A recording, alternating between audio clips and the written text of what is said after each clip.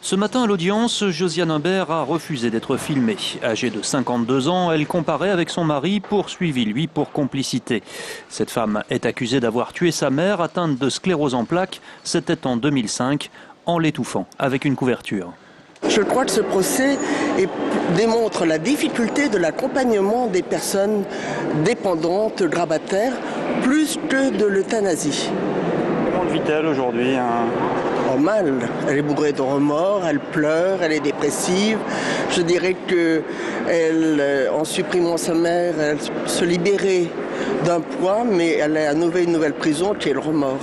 Une thèse rejetée par les deux sœurs de la victime, aujourd'hui partie civile. Selon elle, il ne s'agissait pas du tout d'un geste destiné à délivrer la vieille dame de ses souffrances.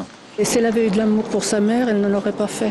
Elle parle de gestes d'amour pourtant, pour abréger des souffrances. Non, mais ça c'est pas vrai. Elle lui parlait, elle disait c'est de la carne, elle ne mourra jamais, il faudra qu'on la tue. Et puis mais elle souffrait quand même. Elle souffrait, mais elle ne se plaignait pas, ma sœur. Et elle était dans son fauteuil, ni elle souffrait, elle n'a jamais demandé la mort.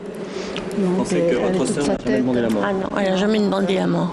Toujours selon les sœurs de la victime, Josiane Imbert aurait décliné tout soutien extérieur pour l'aider à s'occuper de sa mère.